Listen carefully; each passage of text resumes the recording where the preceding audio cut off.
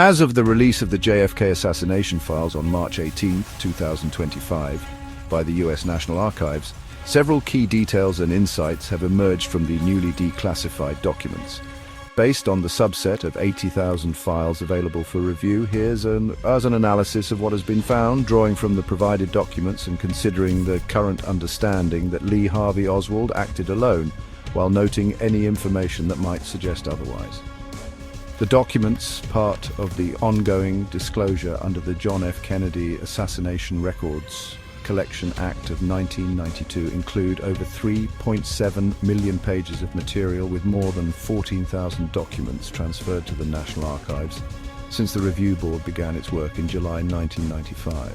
The Assassination Records Review Board, or ARRB, has been instrumental in declassifying and releasing records, often overcoming resistance from federal agencies like the CIA and FBI, which had previously redacted significant portions of these files. A striking revelation comes from a document dated October 12, 1960, sent from the FBI's Paris representative to J. Edgar Hoover, detailing FBI interest in Oswald's potential enrollment in a Swiss college and his interest in defecting to the Soviet Union.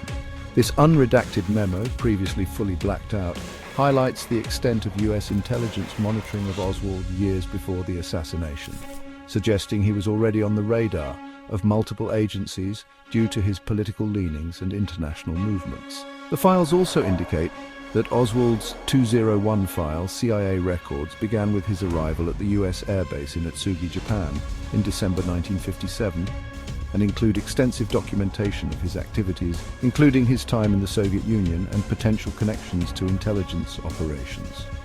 The CIA's JFK collection, comprising 81 record center-sized boxes, includes Oswald's 201 file in the first 17 boxes and a sequestered collection of 64 boxes covering materials from the Directorate of Operations, Office of Security, and other CIA divisions.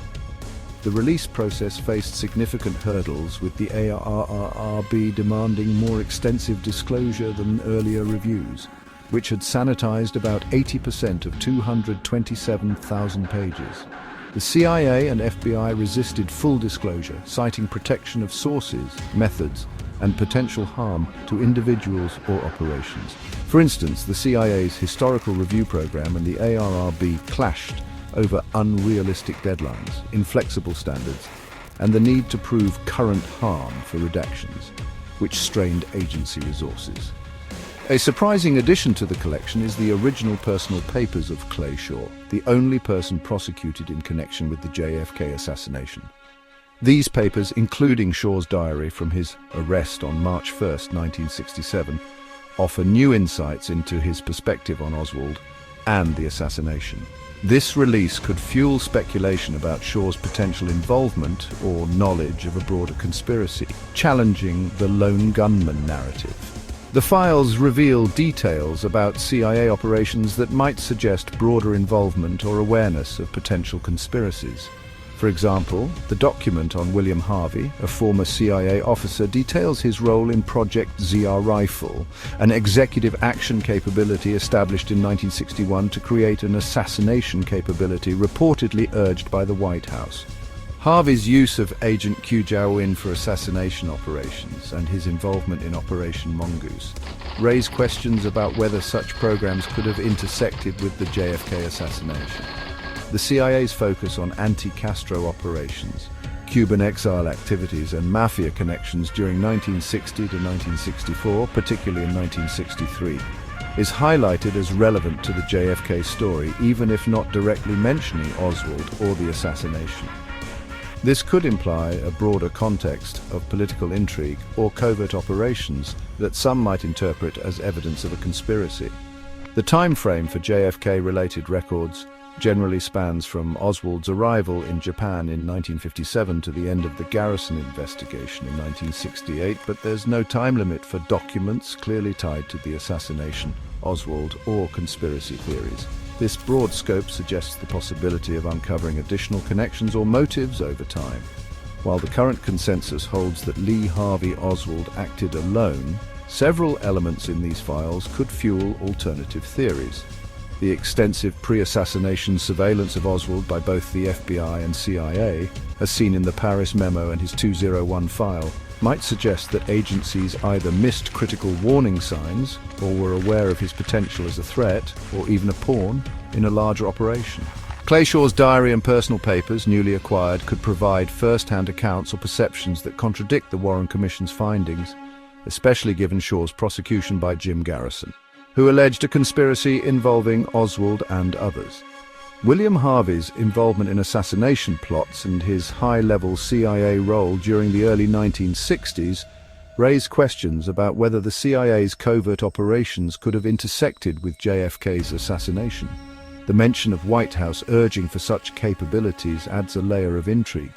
The sheer volume of redacted material and agency resistance to full disclosure might lead some to suspect that critical information about a conspiracy remains hidden, even in this latest release. While these documents provide valuable historical context, they don't conclusively prove a conspiracy beyond Oswald acting alone. The references to CIA operations, Oswald's surveillance, and Shaw's papers are intriguing but circumstantial, often lacking direct evidence linking them to the assassination. The ARRB's efforts to overcome agency resistance and the focus on protecting sources and methods suggest a cautious approach to declassification, but also highlight the possibility that some sensitive information may still be withheld or redacted. The establishment narrative of Oswald as a lone gunman remains intact unless new, direct evidence emerges from future releases or deeper analysis of these files. In summary, the March 2025 JFK file release offers a wealth of new details about Oswald's activities, CIA and FBI operations, and figures like Clay Shaw and William Harvey, but it also underscores ongoing questions and potential gaps in the historical record. Researchers and historians will likely continue to scrutinize these documents for clues about whether the assassination involved broader forces or remained the act of a solitary individual.